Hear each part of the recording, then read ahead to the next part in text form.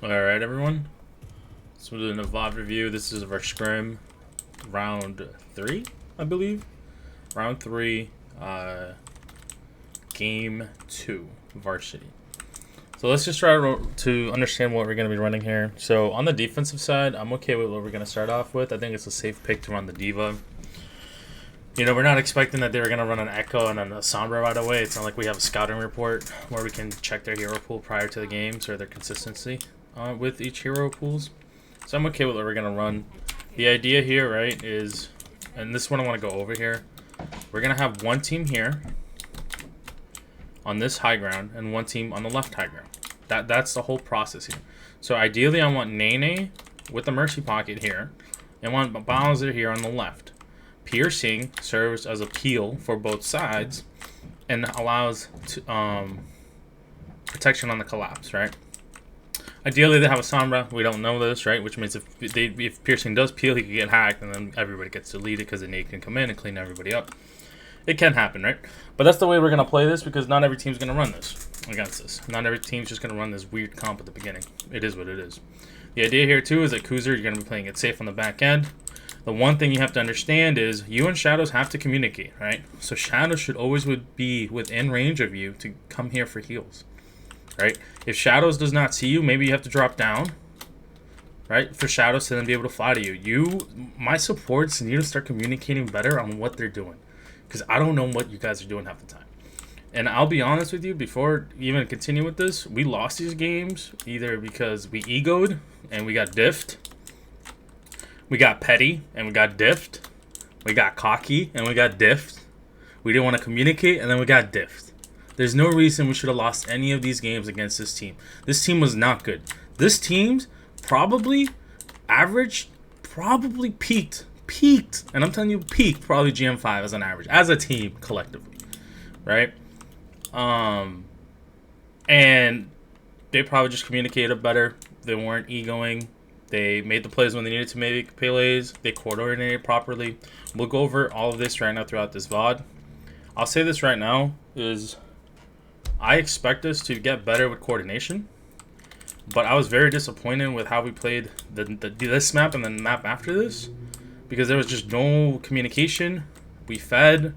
We tried to make funny plays. You know, as a team, I'm assuming the goal of the team is to win. If the goal of the team is not to win, please DM me. Let me know. Because if we're out here to have fun, just let me know we're out here to have fun, right? Then I won't worry about the bigger picture, which is winning, right? And getting better every single game. If we're just here to have fun, just let me know. I'll just say, hey, let's just make some goofy plays. Let's troll. Let's have some fun. Let's pick on the Mercy that's flying out. Let's pick on the Ana and Teabagger, and we'll do that going forward. So that's what I need to know from the team because throughout this whole video, especially on the offensive side and the defensive side, we just trolled. So let's get started.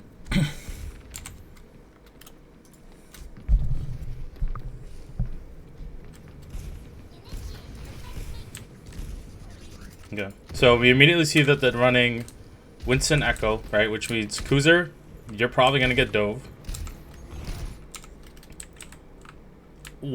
As I say this, it's funny. Yeah, so one thing about this, Kuzer, about your positioning on Ana is you have to be within out of reach of this jump at all times. All right, so if you see that he jumped up here, it's no different than us on the offensive side jumping to scout. We want to see where the team is positioned, and then the monkey, all they do, a monkey player is going to either buy their cooldown now until the next jump and see if they can reach you. Which I believe they're going to reach you here, especially with the Sombra hack, so you're immediately dead.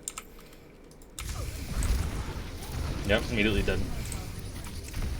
They even threw an angle nade, so if you want to see what their Ana did, their Ana coordinated that perfectly. They knew everyone was going to collapse on that back corner. Just threw the nade, that way you guys couldn't be saved, and immediately took the 2 picks right away. Right? That's the reason why we shouldn't be bundled up, right? And Nene, that's why I also want you in this position, because if they try to jump this way, you either have sightlines on the bottom right here, or you have sightlines on whoever's getting jumped. Right, so even if they succeed on killing our Ana, I'm assuming you take this Ana down because they use sleep. I mean, they use nade right away. They have no cooldowns to survive. All right, you already took down the Echo. You have this other angle right here. You take down the Ana. It's a 2-for-2 trade. So I don't want us grouped up here in Numbani, clustered like this, against dive. If it was bunker, if they're running some brawl, okay, then maybe. But even against brawl, we don't want to be this grouped. Like this whole angle, we have better silence here. We can, you know, pepper down on their supports, pepper down on their Sombra. Our Mercy will have another angle to fly to, and that's kind of what the whole point of this is. My Mercy should be able to fly from left to right, left to right. If anything, flies to piercing, and then left to right, and then just keeps rotating. It's like a circle of loop, right? That's what the whole point of this staging on the defensive side is supposed to be. Right? If they were to collapse here and send 3 or 4 people to the front right, then we can immediately rotate, because there's no way Nene is going to take on 3 or 4 people, right? So we can still rotate here, but now they can't get to us, especially if they're running like a brawl on this side. We would just poke them out.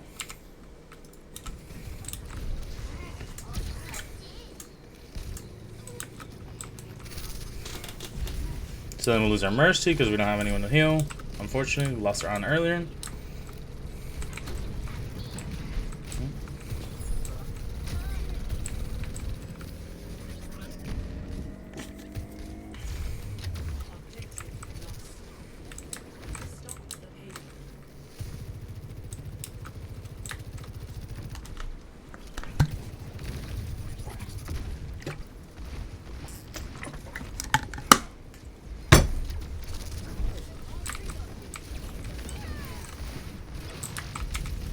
So what I don't understand here is, and we all know this, once our tank goes down, there is no reason why we come this way.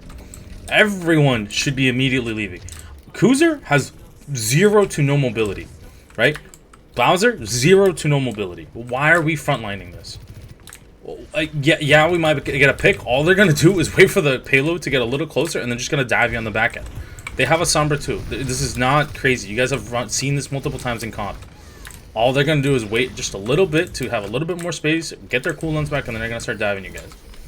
Just giving them space. It's not a big deal. Just wait for our tank to come back.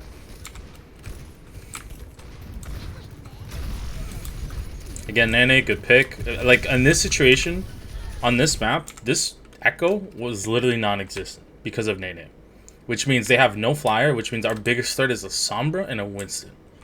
Maybe their supports if they're doing DPS, but their supports aren't doing anything. And then Bowser kills the Sombra. So all we have to do is be patient, survive, bait out cooldowns, and there's no reason this team should be able to push on us. Our supports, though, again, you guys have to stay alive. The second you guys dive, regardless whether it's against to a Sombra, whether it's to an Echo, whether it's to a Winston, immediately the rest of the team's going to collapse. But we have the DPS on the front end that we can out DPS their dive.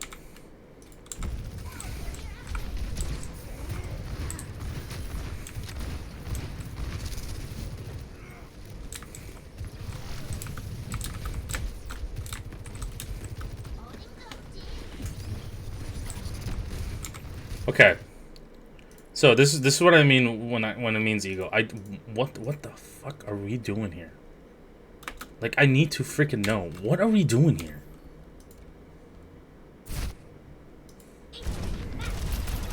Okay, right. We already used our boosters, so we're gonna have boosters. We don't have micro missiles, right? We're gonna go in, get a little poke damage. Immediately, you know they have a Sombra, they have a Winston, and they have an Ana and a Kiriko in here. Who are you gonna kill? And on top of that, you get demec'd. It's not like you have your ult, right?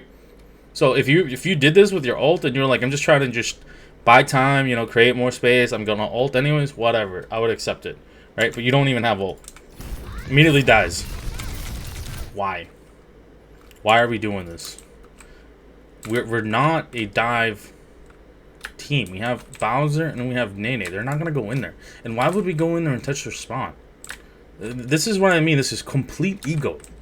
And you know you're doing this wrong, and I let it slide every now and then, but I mean, if we're trying to win, and you're going to do this, and then you're going to come around and say, oh, well, my team's not pushing up. Yeah, they're not supposed to push up. And you know they're not supposed to push up into this corner. You're just going to get punished. All they got to do is land one hack on you, and you're dead. What are you going to do against hack? What is the team going to do against the hack? Right?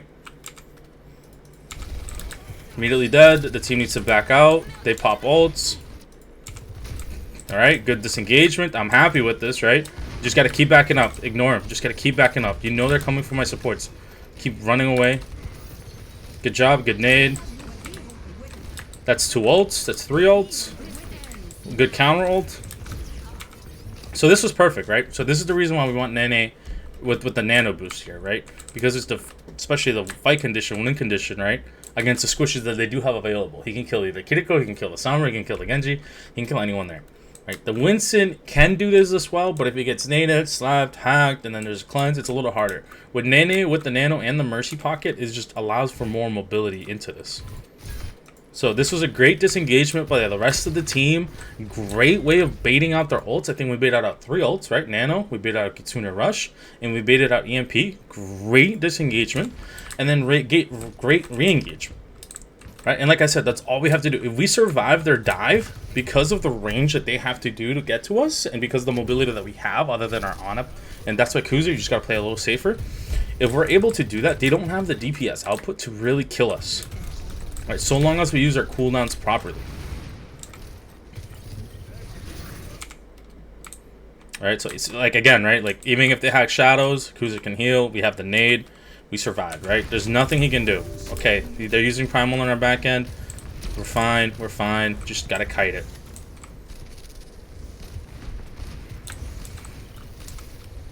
One thing I'll say here is we always want to know where the Sombra is.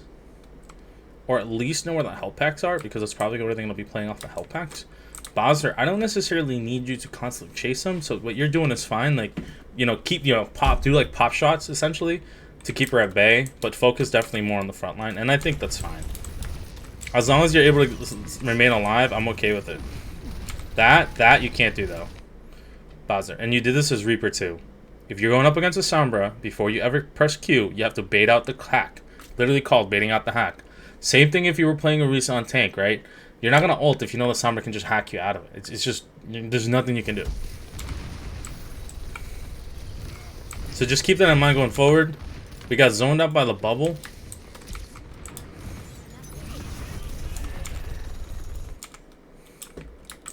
So, 2 things here, right? One thing Piercy did do well here is he zoned at 3. Right? And Nene, unfortunately, is by himself. So, Bowser, here's where we have to make the call, right? I know you wanted to ult. It wasn't going to work there. I would have rather you have just pushed with Nene than try to take on the Wish immediately, because there's just no damage right there enough to kill him. Right? So, Piercing here was expecting that because he's got 3 at bay, you guys would be able to kill Winston, which is theoretically correct, except for the fact that Nene goes down. Alright, once Nene goes down, we immediately lose that burst, and with the cooldowns that the Winston's going to have back online, he's just going to be able to get out. Right here, so this is one thing I hate, right? As a team, and I'm being honest with you, you either push through the bubble to help the rest of your team, right? Or you tell your team to peel back immediately. This can't happen. Every time I see a stupid Winston bubble just zoning out, who is he going to kill here? Let's be honest. This Winston, you think he can out-heal the Ana? And my Valking Mercy? Like, come on now, let's be real. Kuzer, you sleep that monkey, go in that bubble, sleep him, because he's already within range. Just go in there and sleep him, and then push with your team, because now Shadows is using resources on you that probably should be using on Nene or Piercing over here to kill their backline. Look how zoned out this is. They have no healing. So if you guys are just going to stay here and look at this bubble and say, man, I'm just going to wait for the cooldown to expire, it's awful play. I need you guys to either decide, push through this bubble, right-click this bubble, and get through it to help out your team. Shadows, you have to identify. Kuzer is fine here, right? There's no reason why they should die here to the monkey. So you should have seen Nene and been like, let me go heal him real quick, and I'll come back to Kuzer in a second. Just think about it, right? You only need to be there for a second. You help Nene out for a second so he doesn't die to the Genji, right? And then you can come back to Kuzer if Kuzer's still dead. In the hindsight, too, if these two die to these two, that's an even trade, but we get 3 on the back end. Right? So I'm okay with that trade, right? Again, Kuzer either needs to play super safe, which means she would have to be completely out of range so the monkey can't get her, or Kuzer's going to be like, okay, guys, we're just pushing in there. We got to make the plays. It can't be in the middle. If you're going to play in the middle, you're going to get Zona, and you guys are going to die over and over again. So this is just hesitation, bad judgment calls. I don't think it's this thought process of, okay, Piercing's doing this, Nene's trying to help Piercing, Shadow should be with Nene, but because we have this weird positioning here, right, we can't do anything else, right? So think about it this way, right, Shadows? If Kuzer had positioned here, where the Winston can't kill her, Kuzer can heal Bowser, and this monkey can't do jack squat. Let's be honest. Can't do jack to, especially if Bowser plays his cover correctly. Can't do anything. So them two should be able to sustain against these two just based on positioning alone, right? Especially if the bubble is being used. That means Shadows, you should identify this and say, let me just go help out these guys right here. That way I can make a play out of it. We don't do that, and essentially this is why Pearson was a little frustrated here. Is he's zoning out 2 healers. So we're losing battles to non-healers. They have no healing. We lose Nene. Now we're down 1. Pearson's still on their backline trying to create chaos and keep them busy. Now we get them bladed. That fight took so long that the monkey essentially had their second bubble back before their first bubble even broke. Alright, and that's why we lose this. You, as a team, right, say, hey, there's a monkey, I'm going to play it safe, but that means Bowser can be aggressive with the right clicks. Or you say, you know what, we're going to walk through this, we're going to sleep it, nade it, Bowser, you're going to have to right click, and we'll go from there. Alright, so this is where we started egoing a little bit. Bowser took Cake to go to the Reaper. I still think a Cass is just as good.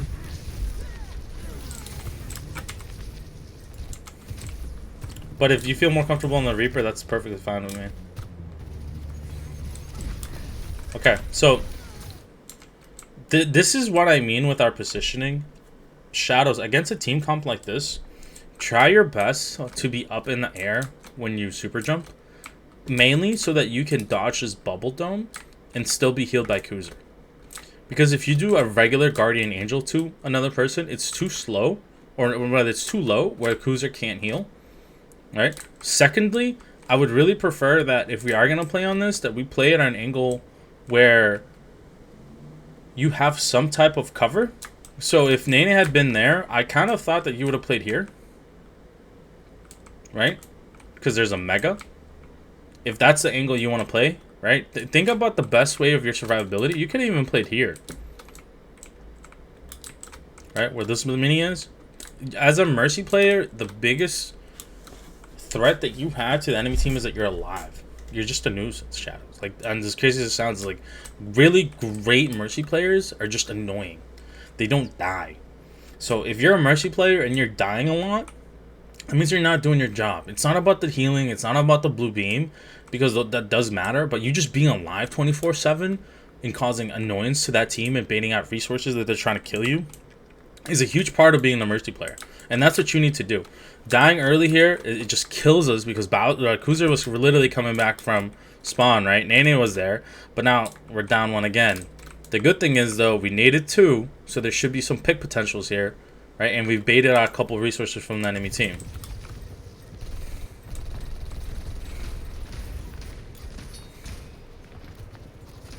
Nice kill. Yeah, so Piercing did their job by isolating the backline, which is a great play, by the way. And the same style that he was playing in right now was the same style he was trying to play earlier.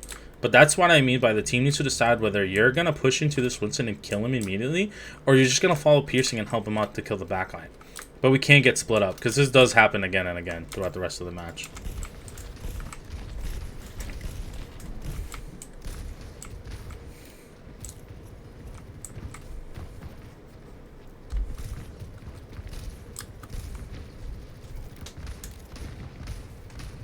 So I'm just gonna fast forward this because we just like toy with them for I think like probably 2 minutes.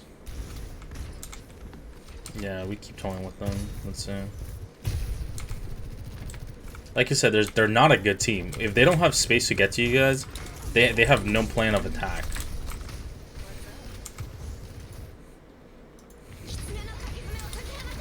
Huge trade.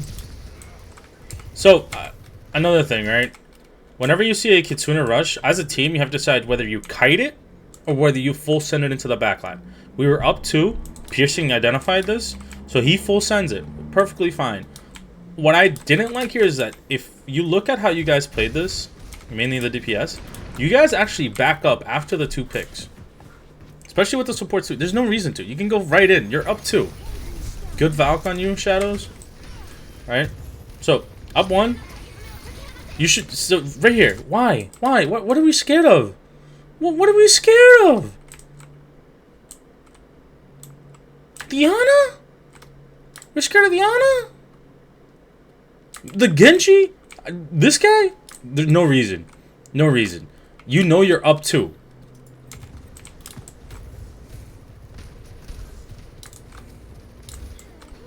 Especially for you, Bowser. If you're gonna be a Reaper, you can't just be playing the back end, right? You can play for the counter dive on the Winston, but if the Winston isn't there, you should be full sending in there.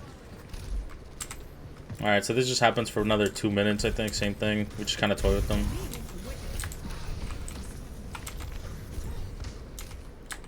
Let's go back. I'm assuming the Nano Blade didn't get here. Okay. So this right here, I'm blaming on piercing. Because you were playing so far forward, my supports decided to play as forward as possible, which means they were both within range of the jump and the blade. Had they been playing back here, right, they would have not been within range. Unfortunately, that's not what they did because they wanted to heal you. So again, we're egoing it, whatever. We're a better team, sure. We're a better team, we just can't deliver when it matters. So why does that matter to us, right? So because of that, right here, they used all their... They were dead. They were so dead. The second they were... If they had been playing a little farther back, fine. They could have even been playing farther back this way. Would have been fine. But because they chased all the way up here to heal you, not fine. And we died. So again, if we want to play that aggressive, I don't know what to say. As a team, you guys have to let me know. You guys want to be full sending it like that. All that's going to do is you're going to get exposed as their teams that are just coordinated. Because it's really not that hard to get within a range of an Ana and a Mercy if they're playing low ground here, out of all places, dear Lord. Where's the Mercy going to fly to that she's not going to get killed?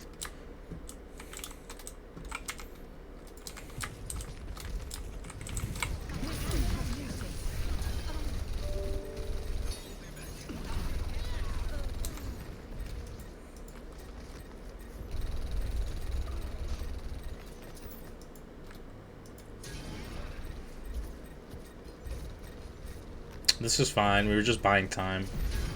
That's all we were doing. We could play by piercing.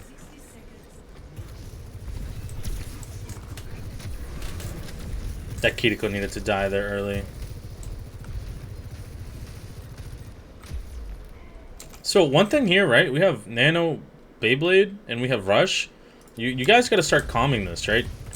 That Winston should die immediately. You've got to bait out the hack. I know that that wasn't a call that came out, which was unfortunate.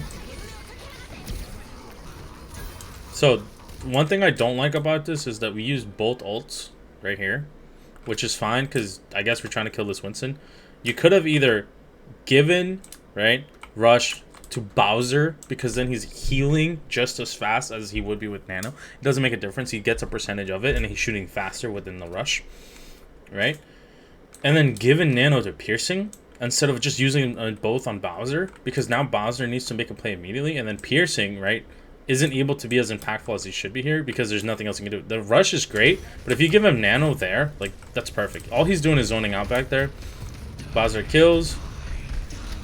Fine play. But just keep that in mind, because against better teams, let's say you gave Nano and Rush, and Bowser's the one using the play, and he got slept. You just wasted 2 ults, essentially, on 1 kin potential, and then you're kind of just screwed, right? So try to split those up. One thing I'll say is a combo that's really good is something called the TP Rush, right? So especially Shadows, I think I kind of told you about this on the attack.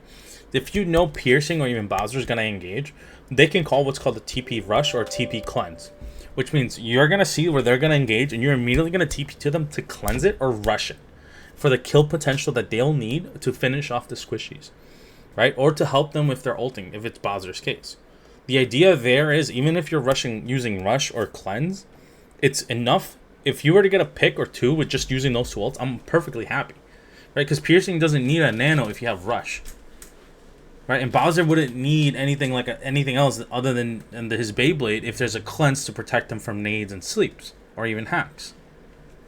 So Shadows, just keep that in mind. If you ever hear, and this is on the DPS on the tanks, call for it. Especially on points like this, you can literally say, hey, Piercing, get touch, I got TP Cleanse on you.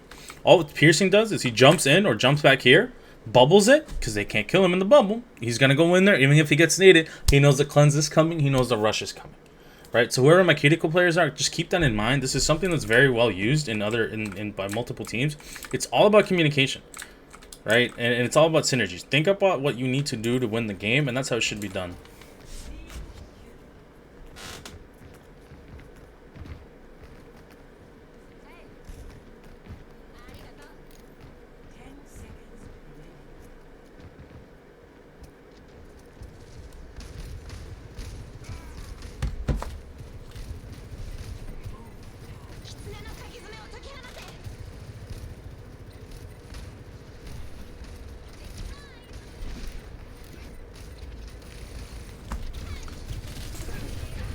Good cleanse.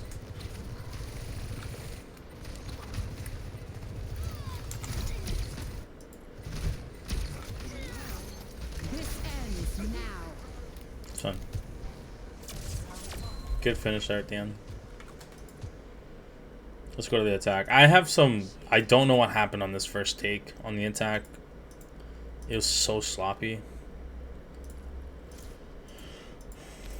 Let's go. Okay.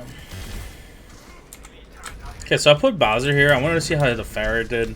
Normally I would prefer an Echo, but clearly that team's weird, and they went completely Torb and Ashe. We're still a better team, and it kind of shows on this engagement. So this is perfect right here, right? And I kind of like this engagement by Piercing and Nene, right? We were able to get a kill, and we immediately pushed one off the high ground. Bowser, once that turret is gone, you need to move forward. There is literally only one threat left, and they're 2/3 of their HP is gone. You need to, like, once that push is done, all right, good. Where you need to move forward. You need to move forward. You need to move forward. You need to move forward. We're still up. Bowser, push forward. Push forward. Push forward. If I ever see you on the ground as Pharah, I'm going to be very disappointed. There's no reason for you to be on the ground. There's not even a hit scan left. Piercing took care of the hit scan for you. There's literally a Torb and a turret. That's all you need to kill. Weirdly enough, they ignore Kuzer there for like a good 15-20 seconds.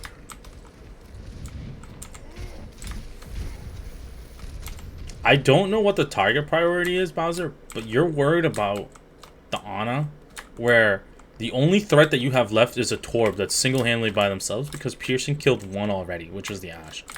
The target priority here is Pharah is awful. You should essentially be killing this person, and then telling Piercing, too, that you're shooting them and that they're low, so Piercing can just come here and clean it up. I don't know why you're thinking about this support, right? Where, yes, they can do damage, but you have a Mercy Pocket. And you have Res if something happens.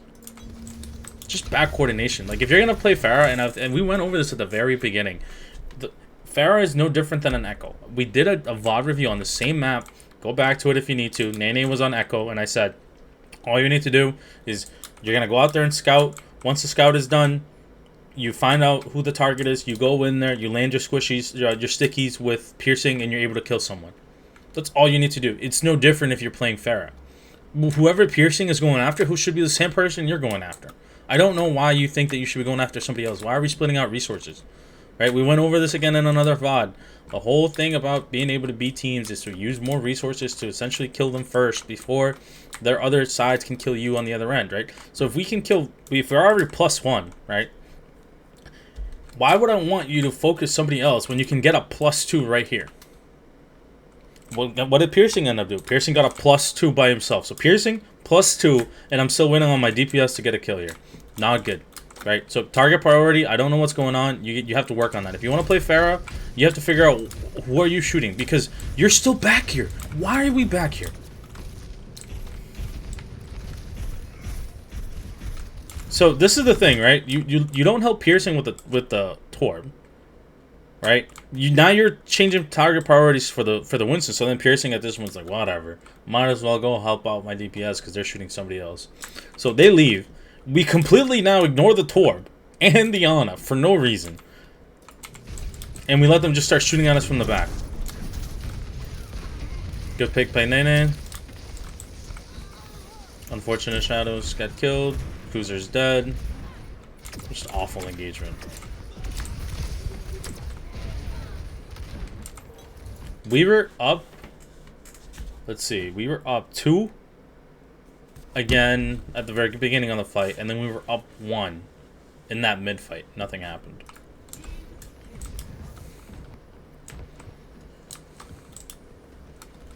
So I need to know what we're able to run, because if that's what our target approach is going to be, it's not going to work on an offensive map like this. Alright, let's see it again, right? So, Piercing scouts, he knows the weakest target is Ashe, right? You're able to land a shot in there. Piercing goes in there too. Nene goes in there as well. So, Nene gets traded, so it's still a +1. Piercing immediately changes positions. Good on the... So, the same way you just played that, which was the same way you should have played it the first time, this time, unfortunately, because the Torb was able to live a little longer, he takes you out with the Illari. Remember, on the first engagement, there was no Illari and no Ashe. So you wouldn't have died if you had just done the same thing you did now back then. Recognition is too slow. You have to recognize this faster. It's how it's played. Things move way faster the higher you play and the higher levels you keep playing. If someone needs to explain to you, the best way to think about higher level gaming is, if I have to explain to you a lot of the times who you have to go after, it's too late. Right? And that's probably why Piercing is frustrated. Piercing needs to slow it down and realize that the team needs that right now. So he needs... Piercing, you're going to have to start calling out Nene. I'm going to do something where I raise your mic like by 100 or even more, because I need to hear your callouts. Because you're a great player and you're killing a lot of things, but there's limited communication coming out from your end. So it's hard for the rest of the team to know what you're doing or what your thought process is. Right? These are just great engagements that you and Piercing are doing. But whenever there's a win condition that needs to be met, there needs to be a little bit more communication from your end. I can't just be hearing, you know, Kuzer or maybe Shadows or a little bit of Piercing. You're the other DPS that has kill potential, and you need to start talking more in the game. Okay, so this I don't mind. This is great engagement. You guys are taking up space. I wasn't worried about this either, because he started just burning ults. I was like, whatever. Don't care about this part. They used 2 ults. I know the ult that was used, Kuzer. Kuzer.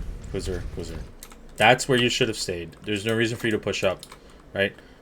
Whoever was on the front line, Piercing specifically, Mark, just ping the Winston. Not for you, but so Kuzer knows what the jump range is, because she just literally walked forward into the jump range. That was a good counter on the Winston. We were able to burn Nano immediately, and we get a res off, so we're still +1 as long as Piercing's live. So we're still within a 0 here. This is honestly a great play by Nene. Immediately kills both of the squishies. All we need to do is live. Just play for life. Nothing crazy. Play for life. Shadows, again, right? You can't die there. Like, there's a room right here, man. There's a mini right here. Just go in there and hide for a second. You still have res. I'd rather your res be online than not be online. It's a good trade. Kuzer lives by like 10 HP. It's kind of crazy. Alright, good retake. So right here, I didn't make people swap. Mainly because I wanted to see how you would all work as a team. Realistically, if Nene goes like Sojourn here, it's an easy win because of the long range that he'll have. But I wanted to know what the thought process was for the team. I was a little disappointed that we didn't combo ults properly. We ulted when we were down. And we ulted late at times. And it just looked like a mess. All you have to do on this third point is get the bot here. I know we want to take the space, but just get the bot here first. Once you get the bot here, then you stage for your next engagement, which is probably going to be right here. This is where the next engagement is going to take. So you have to win this next fight right here on this engagement, and that will get you to the finish line. There's no reason to take an early engagement just because the stupid payload is just not moving fast enough. So that's what you should be doing as a team. I understand you're pushing up, but again, look at your supports, right? You're gonna have who's healing you right now. There's no communication on this. I was in comms telling you guys that your healers weren't back yet. Like, you need to understand this. And the supports, you guys gotta let them know that there's no LOS. Alright, so this is the engagement, right? So, theoretically here, the first priority is gonna be the turret and the Torb, right? The reason why you want to get the Torb is because it allows Nene and Bowser to be able to pop off along with Pierce.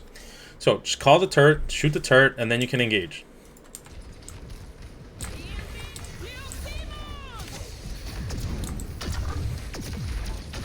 It's unlucky. One ult just killed 3 of us. Yeah.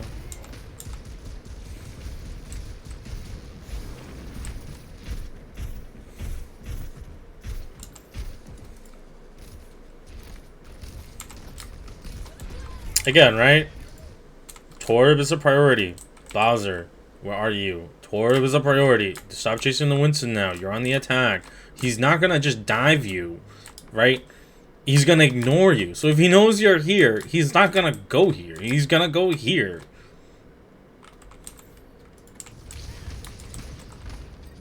Do you see what I mean? Like, it just, why would he like, in the meantime, now you're just walking around in the back. I don't know what you're doing back there. You should be helping kill this Torb and controlling this angle. After you guys kill the Torb here immediately, then you're able to push on the rest of the team. You're chasing the Winston. Again, good Winston players are not gonna just stand there and let a Reaper shoot them. Kuzer dies. Nene is the one shooting the Torb, which is not his responsibility. Pearson's trying to create space. We lose Nene again. That's unfortunate. So, Kuzer, I just want to let you know that, yes, we nano Piercing, but against this team comp, he doesn't have the kill capability to get the Torb by himself or even the Winston. He could get the Alari if he baits out cooldowns. Can't really get can get the Kiriko if he baits out cooldowns. Can't really get the Alari unless the pylon's gone. So you're using Nano on Piercing, where you know that previous team fights or 2 team fights ago, you gave it to Nene and Nene was able to pop off. We're down now to 1:38, and you use Nano there. We got no value really out of it other than space. Unfortunately, space is okay here, but at the end of the day, we lost 2 and we don't have any kill potentials left. Now it's up to Bowser to make a play. Shadows might get their Kitsune back online. Kitsune Rush online by the last team fight, and I think they do. But just think about that thought process. Like, did you panic ult? Why was it a panic ult? You should have just waited it. There's no reason to ult early. We could have just waited all 5 ults and then gone in. Again, it doesn't help that the Torb was just living back there, but it is what it is. Alright, so like that space, think about it. We used Nano and Piercing used their ult to get me another 5 meters of space, maybe 10. Like, that's not good enough. I would have rather you just waited for Nene to get their blade and then sent Nene in there with Nano Blade. Now you have to kite this completely. There's not much else you guys can do. And we give up the space, right? There's nothing there. Again, right, as you can see, Piercing tries to get the Torb low. There's a pylon there, there's bubbles. Torb has overhealth. It's impossible for Winston to do this.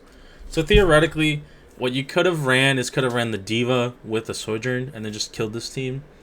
That's not the swaps that I wanted to force on you guys. I want to see how you guys reacted as a team, because this was a very winnable game. It just didn't happen. So, as a coach, I'll take blame for it. I had higher expectations. I thought you guys would recognize all these opportunities. But sometimes I need to let you guys sink before you guys can swim, right? Again, this is the preseason. If you guys do watch the videos, I hope they're educational to some extent.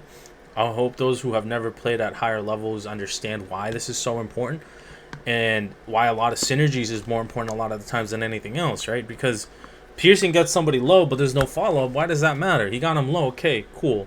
You gave their supports ult charge now. That's really what it comes down to, because there's no follow-up. Bowser, you should know who your target priority is. It changes whether you're on the defensive side, on the offensive side. It changes who the DPS are versus who they, the supports are. That changes, right? Same as you should be able to recognize this. Nene, again, you gotta say Genji. I think Genji's still fine here because we have a Reaper. But because there's just no synergy there, especially with the Nano being wasted earlier, at this point, like, the value that you probably can get with just a regular dry blade is going to be very minimal. But with a minute left, that's all we have left to do. So, what kind of TP was this, Bowser? I mean, you could have just pushed. You could have just pushed right there and killed him. Why are we waiting? And then this TP. And then we don't ult it, and then we die. I don't get it. Right? Because we used all those resources where we rush here, but the team runs here. We don't ult them, so we don't even... You could have killed the Torb and the Kiriko here, and at least gotten something out of it. Piercing tries to come help you. It's too late by then. Molten Core zones out the rest of the team. They got our backline. I don't know what we were thinking. If you're gonna TP anywhere, right? It probably would have been to here, not to a meter away. What's the point of TPing here in front of their team?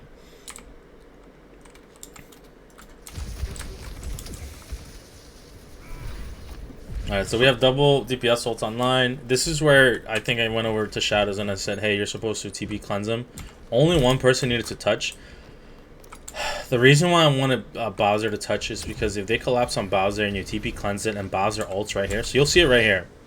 If Bowser ults right here, coming out of point, when he does need to touch the point, if they're able to ult right here, and you cleanse it, look how grouped up they are. The reason why they're grouped up is because they're expecting someone to have to touch, so they're trying to be aggressive and prevent that, which is fine, right? Pearson can't do anything there. We died early. One thing I'll say, though, with 17 seconds, there's no need to rush that. We should have just waited on Bowser here. Piercing.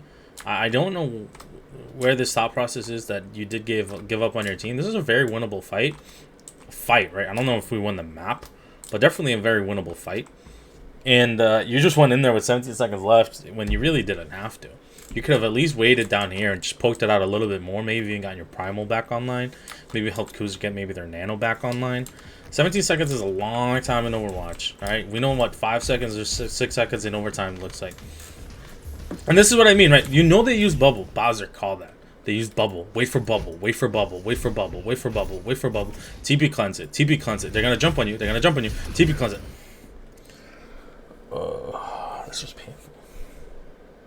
I don't think it covers you. Let's see.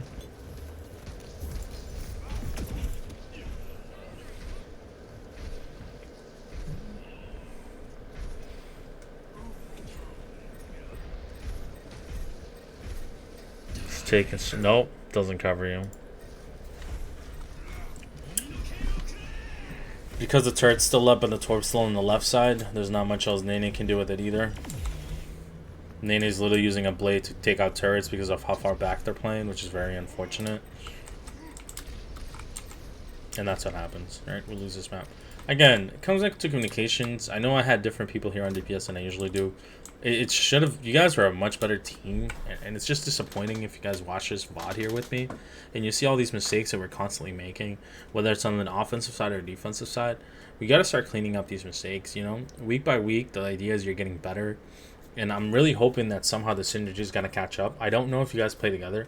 If you guys don't want to play together outside of scrims, I don't know how much better as a team you're going to get, because these things happen extremely fast, and if you know what you're going to do before it happens, it's just that much easier to win a team fight, right? When I play with my friends, right, and, you know, Kuzer been there with me. I've actually duoed with Kuzer multiple times, and I'll be like, Kuzer, this is what we're going to do. We're going to TP cleanse it, give me nade, I'm going to get low. Or I'll even say, nade me first when I go in my engagement, then you can give me the nano midway, right? The reason why I want to nade first is in case I get shot in the air or in the engagement when I'm jumping in, I'll get the bonus healing on the way down from the sidelines on the Ana. These are things you should just automatically know. Same with TP rush, same with TP cleanse, right? These are things that you just should know. Hey, I got you. Hey, we'll TP rushes, we'll TP cleanses. Nothing's happening though. So whether you guys play with together outside of these scrims, it doesn't look like it. If you want to get better as a team, I would 100% recommend it. If you guys want to start screaming 3 times a week, we can do that. You guys just got to let me know, right? The idea is I want to help each of you get better. And I've seen multiple games from other teams who are also in this tournament, whether it's Syracuse, whether it's Northeastern, which is where I went, right? I've seen their games. You guys are it's a very winnable to be in the top 32 for you guys. There are a lot of bum teams in this tournament. Top 32 is very achievable, but we can only achieve it if we work together. Right, so if that's what we want to do, that's what I'm here for, right? But if we're not gonna have any coordination, if we're gonna give up, if we're gonna make these mistakes, if we're not gonna talk it out, if we're not gonna recognize, hey, we should probably swap to a Sojourn, we should probably swap to a Eureka. You know, yes, I am the coach, I am in your ears, and I'll try to be there as much as I can. But the idea is that you should start recognizing these situations earlier and faster, in case I'm not there, in case someone's not there. As a player, you should know. Right? Had they been running Reaper Bastion, I know Piercing wouldn't have stayed Winston. Right, so there are different plays, there are different heroes we could have played here to make this easier for us. We didn't do that, which to me says, okay, we're so much more confident in our skills that we don't need to swap to just beat them easily. Okay, cool, right? I'll take it. I believe we are that much better that we didn't need to swap. But then we fumble the bag. We don't combo our ults. We ult early. We ult the wrong people. We ult at the wrong time. So then it's like, were we really better? At that point, it's just frustrating. It's probably frustrating for you guys. It's frustrating for me to watch. This was a very winnable game. It just didn't happen. So going forward, that's my tip for you all, is communication needs to be better. You guys need to start playing together more, whether it's in quick play or alt accounts. That's why I said I recommend getting on a Masters flash deck, just running the tables. If you need Masters accounts, I've got a couple that are just sitting there. For fun. But other than that, that's what I have for you guys today. Let me know if you have any questions. And I really hope that going forward, we try not to just ego win games, because when we play better teams, we end up losing. And even if they aren't better teams, they have better synergy and we end up losing anyways. So remember, if you're going to ego someone, you better be that guy, right? If you got that in you, you better be so confident that even if the impossible happens, you still win.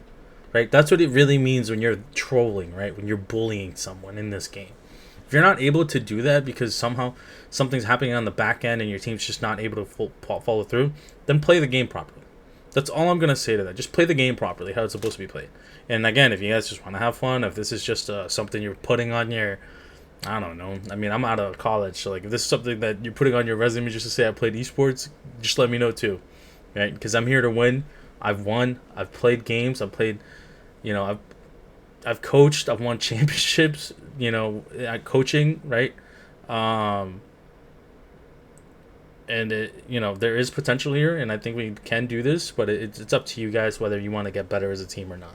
And it's a collective effort. That's the reason why I like Overwatch, because it's organized chaos and it has to be a team effort. If the team doesn't want to do it, if one person doesn't want to do it out of the team, it doesn't matter what the other four are doing.